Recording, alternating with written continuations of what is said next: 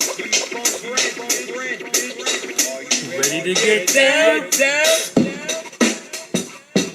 What's up, folks? It's Friday, May 10th, 2019. Before I get started, I want a couple birthday shout-outs to my brother-in-law, CP, Chris Proscia. What up? Happy birthday, bro. And also another birthday shout-out to my little buddy out there, Logan McKay. Happy 13th birthday. Damn, I remember when you were born yesterday, son. Now you're 13. Happy birthday to you, buddy. And hope everyone's having a good week. Mother's Day's coming. Everyone's got Happy Mother's Day to mothers out there. My wife, my mother, sister-in-law, sister, mother-in-law, everybody that I know is a mom. Happy Mother's Day. Hope you enjoy your weekend. I hope it's a good one. A couple things to talk about. I got some emails at the end. I'm taking some calls real quick. WWE has been very disappointing. The ratings have dropped significantly in the last few weeks, let alone months. And I'll tell you right now, Vince McMahon has to step down. He is terrible. And I mean terrible. He doesn't know how to book anybody. The storylines are garbage.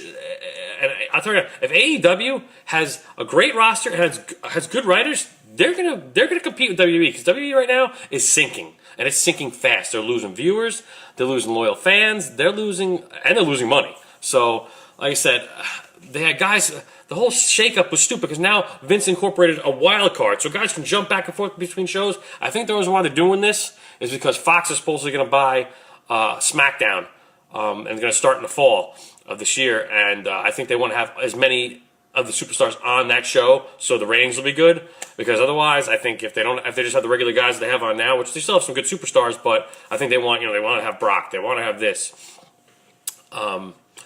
But like I said, they want to have all sorts of, they want to have all the superstars available to them on that show, so the ratings for Fox will be good, so people will tune in. But like I said, Raw was a joke. The main event, they had Kofi Kingston defended his title twice, 2 days back to back on Raw and on SmackDown. In a triple threat match on SmackDown and on and against Daniel Bryan on Raw. I'm like, what the fuck, dude? This poor guy. Brock Lesnar defended his belt for fucking months when he had the Universal Championship. But Kofi's defend his belt twice in back-to-back days? That's ridiculous. But anyways, I think that's just completely insane. But NBA, the Bucks beat the Celtics. I thought it was going to be a good series. I thought it was going to go at least 7. Bucks beat him 4-1. Kyrie Irving, does this mean he's going to come to the Knicks now? Is he still happy in Boston? Crossing our fingers. Big thing. Golden State's up 3-2, and they're going back to Houston for Game 6 without Kevin Durant. Kevin Durant has a calf strain. Okay, what does this mean? Is Golden State going to lose? Can the Rockets take advantage of this and beat them and go to the conference finals? Who knows? It's going to be tough. I think it's going to be a good matchup now that you don't have KD, but Golden State still on paper still good. You still got Curry. You still got Klay Thompson. You still got Draymond Green. You still got Iguodala. That's gonna be good. That's gonna be still a pretty good matchup. Big game James, is he gonna have the big game to force the Game 7? We'll find out tomorrow night. And then Portland and Denver go to a Game 7 as well. That's been a really good series. I don't know who's gonna win that game. I think Denver's home. So that's still a toss because Portland's still got a great team. That series we're watching has been one guy steps up, but then another guy. It seems like they just have such a back and forth good games. You don't know who's going to win. It's a flip of a coin, really, for that matchup. Same with Philly and Toronto. They're going to a Game 7 too. Embiid and you got and Kawhi Leonard battling out in that matchup. I really don't know how that's going to go, but that's like another coin flip. But I'm picking. This is who I'm picking. I'm sorry. I'm probably picking Denver because they're home. I'm picking both the home teams, and I think I'm going to pick Toronto. Like I said, then the Bucks are waiting the winner of the Toronto-Philly game, and Denver Portland play the winner of the Rockets and Golden State Warriors. I got some emails I'm going to do. Talk about the Yankees and the Mets real quick. The Mets are 17-20, 3 games below 500. Their offense has been terrible. Their pitching's been so-so. DeGrom hasn't been pitching that good, and Syndergaard's been pitching good. Wheeler's been pitching pretty decent, and that's about it. Everyone else has been kind of up and down. Matz has been pitching okay. The Yankees, with all these injuries, we're still 6 games above 500. We won last night. We took 2 out of 3 from who we played last weekend. I forgot who we played last week. But 2 out of 3 from the series before. Then this weekend this week played Seattle. We take 3 out of 4 from them, and now we're going down to Tampa, who's in first place. We might get Aaron Hicks back. Maybe getting Giancarlo Stanton back in another couple weeks. Hopefully before Memorial Day. I don't know. I haven't heard anything about Judge. I know Severino's not going to be until after the All-Star break. Didi might be back hopefully before the All-Star break, but we're not sure. But Gio Urshela, this kid's playing awesome. And as much as I love Miguel Andujar, Miguel Andujar's not as a good third baseman. Gio Urshela is like a vacuum cleaner of third base. He's really, really good. He's hitting well. He's hitting like 360 or whatever. He had the big game-time home run the other night. Had a big pinch hit double last night, or single. No, pinch hit RBI 2-run single last night in the 8th inning to give the Yankees more of a cushion. And Chapman came in, closed the door. The Yankees are playing really well. With all the injuries I can't believe we're in second place. I'm just shocked. I'm happy. I just see if they can keep it going until they get all their regular guys back. It's just a matter of when and who's going to get sent down. Right now, Miguel Andujar is not hitting that well either. So I don't know what's going to happen with him. Like once they finally get these guys back, like they get Stanton back, they get Hicks and whoever. One of these guys has to go down. Who's it going to be? I don't know. Frazier's playing okay. He made a couple outfield errors the other day, but like I said, he's not used to playing right field. He's used to playing left field. I think he's playing all the outfield position, but I think he's more comfortable in left. Like I said, Gardner he's been up and down. Like I said, Urshela and DJ LeMahieu have really been hitting well and carrying this team along with Luke Voigt, who won Player of the Week, I think, last week or whatever. Anyways, I got some emails from Ward and where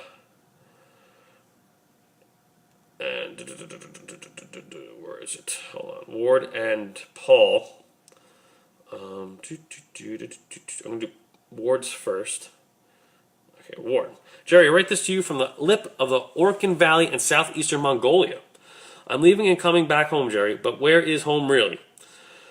Home is where the heart is, and my heart is in Mongolia, along with my mind, spirit, saliva, and semen and soul. That's how deep my love is for this misunderstood country. It has me comparing, contrasting between the U.S., and it brings questions to mind. I wrote these down during the week as it popped in my head, so let me know your intellectual thoughts on these. Is our adversarial legal system, in which an attorney dwells just on the facts that support the side by which he or she is paid, the system likeliest to achieve justice? Like I said, I think the justice system is, it's fucked up, but it works in someone, like I said, the legal system is, I can't describe it. It's definitely has its ups, has its downs, it has its good sides, it has its bad sides. Like I said, I don't really want to go too deep in there because I know a lot of people in law enforcement out there think the law, the judicial system is good, and a lot of people think it's bad. I'm on the fence. I'm kind of, like I said, sometimes it's good and sometimes it's bad. I don't know how it is in Mongolia, but in his book of questions, Gregory Stocks asked, if you could spend 1 year in a perfect happiness, but afterward you would remember nothing of the experience, would you spend a year that way? How would you answer Stocks' question? Address either the psychological or physiological issues raised by your response. Word, you're getting very, very deep with me. If I could spend a year perfect happiness, but afterward remember nothing, it depends on how great the year was. Like, if it was really, really awesome, I probably want to remember it. But if it was just good to a point where it was okay, maybe I wouldn't care. But if it was something where it was going to help me financially or mentally, yes, I would definitely want to remember it. But I don't know. It's a tough one. Like I said, it'd have to be really good for me. I wouldn't want to remember it. I mean, that I would want to remember it, but good for me that if it helps me in the long run, then I don't care if I remember it, Excuse me. He goes on, says, how does it affect one's personality to be oldest of 2 or more children in a family? Alternatively, how does it affect one's personality to be the youngest child? I wouldn't know, dude, because I'm the oldest. My sister's the youngest, so it's just me and her. So, the poet John Keats once wrote in his poem "Ode on a Grecian Urn," "Beauty is truth, truth beauty, that is all we know on earth, and all ye need to know." By contrast, Plato in the Republic warns of poetry's power to make a falsehood seem true by beautifying it. What then is the relationship between beauty as achieved by the artist and the truth? Beauty is in the eye of the beholder. That's my answer, and I'm sticking to it. I always look forward to your responses and hope to see you at the big reunion, Ward. Shout out, Ward. Thanks I always love your emails because they're always somewhat interesting or make me think. And sometimes I need to think really hard to get this thing going up here, this noggin. And my next one I got from Paul. Paul Pietro writes, I told him about I had I got banned from. I got kicked off the Mike Francesa show years ago. He says that is so funny. Why did he ban you exactly? Well, Mike thought he had his right stats at the time. This is like late, I don't know, I want to say 90s, early 2000s about Mattingly. And at the time, and Mattingly's my favorite player, so I knew every fucking stat. I had everything, to the point. And when he said, "Oh no, no, no, this and that," I was like, "Listen, you're wrong." And when you say you're wrong to Mike Francesa, click, bye-bye. He's like, "I don't need to hear this." I'm like, "Dude, you're wrong." And he's like, "Oh, well, my stats say," I'm like, "Well, whoever your statistician's doing, if it's you or somebody else, you're wrong." He's like, "I don't talk, you're no longer on the show, bye." And he hangs up on me. That was like I said, late 90s, early 2000s it was. I don't remember the date. Francesa can be a baby when you necessarily agree with him. His show has been very good to me over the years and even gave me tickets to the Old Timers game last year. Don't worry, I'm not asking you for free handouts. Dude, if I had any freaking free handouts, guess what? I'd be stunned because the Yankees don't even know I talk about him. And Francesa probably doesn't even know I exist. Well, at least not anymore. I will not be able to call him later since I have medical appointment at 11. I'm disappointed because I was looking forward to it all week. I think you are my favorite New York sports guy at this point. You have a tell-like-it-is attitude and obviously very deep knowledge of all aspects of New York sports. Thanks, Paul. I appreciate that. For today's show, and we discussed, please tell your all-time Yankee team by position. Just don't give the names. Please give justification as to why you picked them, as if it's hard decision-making. Next week, I will give you mine and we'll compare. I will catch the show later when I get home. Have a great show. P.S. Marty said that a few fans where he works watch you. Shout out to Marty and Paul. I hope everyone over where Marty works was watching the show now and maybe could get me a job. And then I have my all-time great Yankees. This was really tough because from watching the Yankees I've grown up with to hearing stories and reading books and hearing stories from my dad and my grandfather and my uncles about the Yankees and the 20s and 30s and 40s and 50s and 60s and so on and so forth, it was really tough. I've read around a lot of books. I've biographies and everything, so it's been really, really hard. So I'm going to start with the outfielders. Outfielders are tough because there's a lot of great outfielders in Yankee history. I'm going to go with Ruth DiMaggio, Mantle, with some Winfield, Reggie Jackson, Bernie Williams, and Paul O'Neill. If I had to narrow it down, it probably would be Ruth, of course, Mantle, and I'm sorry, as much as I love Joe DiMaggio, and like I said, I've read so much book, I had a 56 game. Bernie Williams, to me, was the underrated Yankee of all time because Bernie Williams, you go back and watch all Bernie's highlights, everything he did was clutch. Every home run, every base hit, he got a big hit in almost every big situation, either a game in regular season or in the playoffs. Bernie was clutch. And everyone fails to see that. And he was an awesome outfielder. Unbelievable, could track down anything. He's one of my all-time favorite Yankees. Catchers. The three that stick out to me are Berra, Munson, and Posada. Yogi Berra's got 10 rings. He caught a perfect game in the World Series. So to me, Yogi's probably the best all-time catcher. Munson was great. He didn't live long enough to have much of a career, which I really think sucked. With his plane crash, I think he could have been one of the great catchers. He's still one of the great catchers. He hit well. He was clutch. And Posada, granted, I think Posada was much of a defensive catcher. He called a good game, but when it comes to throwing guys out and blocking the plate, he wasn't much of a good catcher that way. But he was clutch hitting, can hit from both sides, play hit with power. Those three guys are probably, but I say Berra probably out of those three is probably the greatest Yankee catcher. And Gehrig, Mattingly, and Tino Martinez. Everyone's like, "Oh, why don't you mention Giambi?" Because Giambi didn't help us win shit, and he wasn't that good. Lou Gehrig, for his his games played streak until Cal Ripken broke it. Don Mattingly's always my favorite player. Don Mattingly was, for 5 years straight, was probably one of the best first basemen in Major League Baseball from the mid-'80s on. He won batting title, he won MVP, he won RBI championship, RBI title, MVP, Gold Gloves. He was awesome. And until late 80s, early 90s when he has back problem, that's when he kind of fell off and wasn't as consistent, which kind of probably didn't let him get into the Hall of Fame, which I think is just very horrible, but what are you going to do? And Tino had a couple big hits. Tino's great at first base, but I'm going to go Mattingly because he's my favorite. And like I said, I never got to see really Gehrig play, even though I heard he was unbelievable. His stats are amazing. And Tino had some good seasons. Nothing that really stuck out, but he was consistent with the Yankees. I'll give him that. Second baseman. We go back a long way.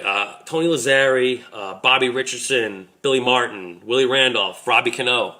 If Robbie Cano should have, if he was still on the Yankees, he probably would go down as the greatest second baseman of all time, just because he probably would have hit a ton more home runs in Yankee Stadium, and he probably have a lot more home runs than he does now once he went to Seattle, and now he's on the Mets. So, but if I had to pick out of those group of guys, I'm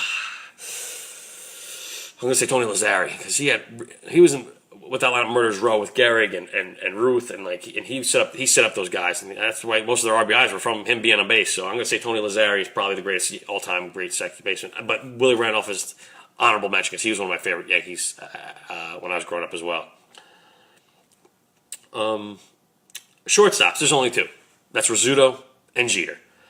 The guy's got the most hits in Yankee history. He's got 3,000 hits. He won his 5 championships. Rizzuto won a lot of championships too. He won MVP as well.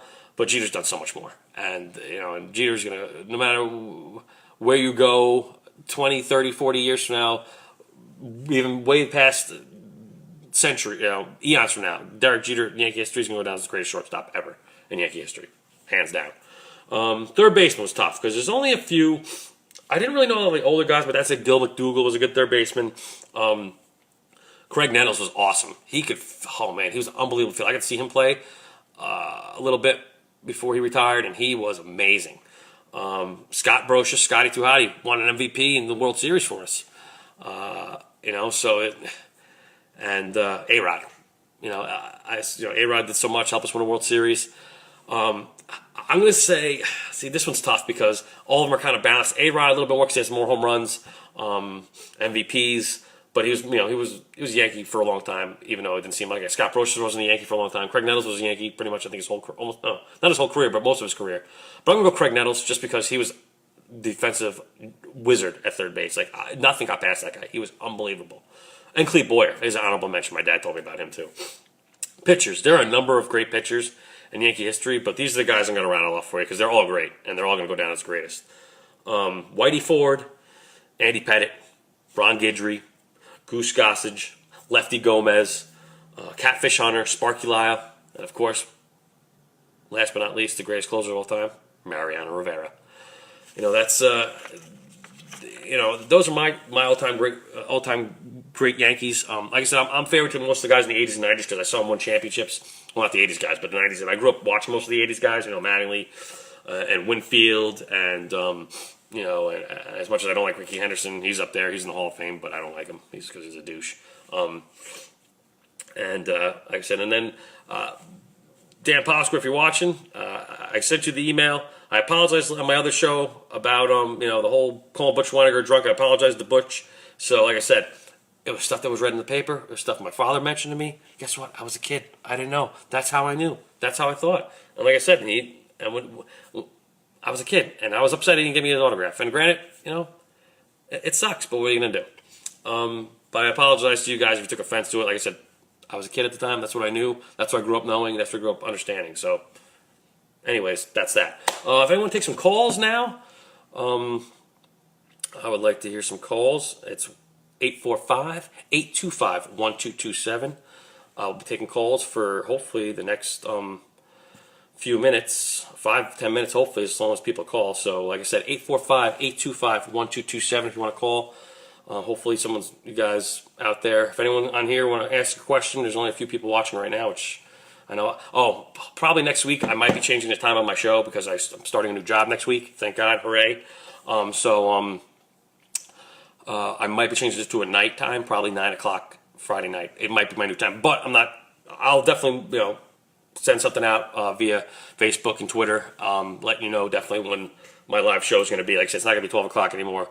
That's if I hopefully starting this job next week. So far it's going good. I just got to wait for paperwork to get signed and sent back to their corporate offices, and I got to go for all this sort of other stuff, physical and all that shit. So hopefully, but I have a feeling I'm probably be starting next week, so I won't be able to do my show regularly noon, which will probably be good because a lot of people aren't really home right now. But sometimes I can do it. But once I start my job again, I'll probably be doing it at 9 o'clock on Friday nights. But like I said, right now, that's up in the air, but I will post something next week. But like I said, folks, I'm taking calls, 845-825-1227. And I'll talk about anything you want to talk about, Yankees, Mets, wrestling, whatever's going on in the world, NBA, hockey. I don't really watch hockey. It's not really hockey, guys. I'm not really a hockey guy, guys. I really can't. I won the Stanley Cup finals. Actually, I'll probably tune in a little bit and be more up to date. I haven't really. There's so many playoffs now with hockey and basketball, and and there's just too many rounds. I think there's just so many rounds of both sports. Like they got to knock off one round. It's very like hockey's ending in June almost. Like it starts like hockey's a winter sport. You shouldn't be playing till June. I know you have to play a lot of games, but I just think that like I said, I have nothing against hockey. I'm not a big, like I said, I'm not a big fan, but basketball, as a summer sport, so okay, I understand it going until June, whatever. That's whatever, even though they start in October or whatever, November, whatever it is. So, folks, I'm not getting any calls. 845-825-1227. So please give me a call. I'm waiting for some calls now, but no one's calling in. I said wrestling. I'll be doing my prediction show next week for Money in the Bank, which is a week from Sunday. I probably talked about most of my predictions already. Oops. But like I said, there's still some more. I think they added a couple more matches that I didn't touch on last time. But otherwise, I will be. Like I said, that'll probably be my main show next week and talk about whatever's going on with the Yankees and Mets and basketball and football. Nothing really much going on. The Giants had their mini camp. Daniel Jones was there. From what I heard, he looked okay. Is it going to be harder for him because no one really wanted him to be picked sixth? Unless he comes in right away. If Eli gets hurt or Eli struggles, it's going to be hard for him to really get anyone behind him. And I feel bad for him, but like I said, I think the Giants could take him later in the round. I don't think anyone else. Gettleman says, "Oh, I knew people were going to take him if we didn't take him." I think Gettleman's full of shit, but that's just me. Folks, 845-825-1227 is my number. Please call. I'm going to take calls for a little bit, and then I'm going to get going because I have other stuff to do before I have to go get my daughter off the bus. And want to wish all the moms out there happy Mother's Day again. Have a great weekend. Enjoy. Like I said, it's supposed to rain on Mother's Day, unfortunately, which kind of sucks. I'm supposed to go to a barbecue that day for Mother's Day little gathering, but hopefully it holds up. Who knows? This weather's been so bad. Like we've had rain, then one nice day, then rain, then one nice day. It's like we can't get like more than like 2 nice days in a row. It's like Mother Nature's like, nope, sorry. And I thought April showers bring May flowers and sun, and we're getting still fucking April showers in May. So, folks, taking calls, 845-825-1227. Steve Sims, ask me a question, brother. Call. I don't care. Somebody give me something to answer to talk about because I'm killing time here. Because I want to try to keep my show a decent time, but if I have no one to call or ask me questions, I can't keep talking. Mr. X, I thought was going to call in. I haven't heard from him. I forgot to text him this morning, so I talked to him yesterday. But I think he was going to call in. But like I said, I don't know. He might be in a meeting. I know his work schedule's kind of shady. It's always iffy for him to call in at certain times of the day. But hopefully he'll be able to call more when my show changes to 9 p.m. next week. Like I said, it's not set in stone, but it's probably going to be 9 o'clock, folks, just because it's easier. What's your thoughts on Uber going public? I'll tell you right now, that's going to hurt a lot of cab companies. A lot of cab industries are going to be really, really upset about Uber going public. But, hey, if it's cheaper, cabs are expensive, man. It's a joke, especially in the city. Like I said, the cabs around like where I live in upstate New York aren't that bad. Who will win the NBA championship? Thank you, Lawrence, for that question. Well, right now, if Golden State doesn't beat Houston, does beat Houston, I think Golden State's going to go in, and they'll probably win no matter who they play. But if they don't have Kevin Durant back, I think Houston can make it, and I think Houston will probably play Milwaukee. Milwaukee's really good. Giannis Antetokounmpo is really, really good, and I think he's going to carry the Bucks to the finals. But they still got to get past either the 76ers or Toronto. Chris Kidd, what's up? Any comic book questions, or any things to take on? Avengers was really good. Like I said, I want to go see it again, but it's just a matter of when and who I'm going to go with. But I thought the Avengers Endgame was just the way, but they said they're going to continue it. Like it's going to kind of the Spider-Man Far From Home is supposed to kind of take place after the Endgame, so it's going to be like kind of Peter Parker is missing Tony Stark. He's his mentor. He looks up to him, kind of like a father figure he didn't have. So it's kind of sad a little bit, but And Mysterio, Jake Gyllenhaal's Mysterio, I think is going to be awesome. So I'm looking forward to seeing that movie. It doesn't come until July 2nd, though, so we got to wait another month and change. So, but I think it should be good. Any other questions, folks? Going once. Crazy timeline questions. Yeah, there's a lot of stuff to be answered, and I don't even know. There's stuff that I didn't was still kind of wasn't understanding until I went back and was saw a couple of different things, and it was definitely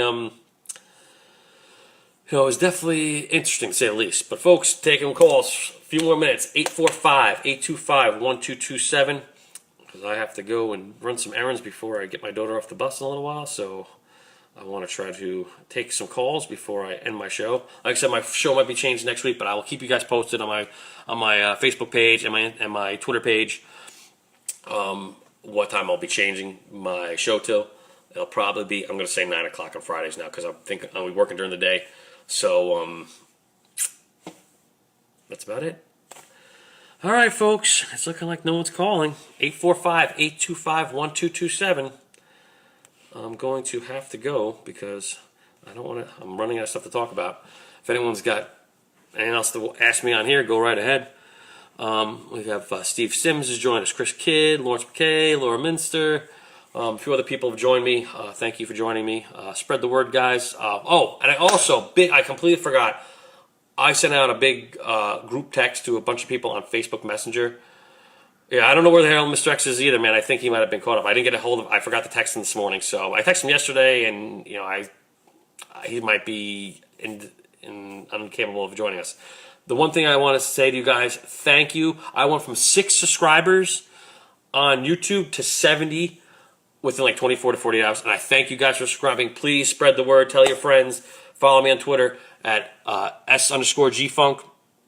Follow me here on Facebook Live. And please subscribe to my YouTube channel, G-Funk Rants.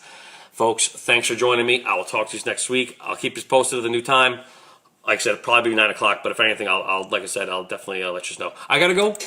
I'll see you when I see you. I'm gonna give you the gun, too.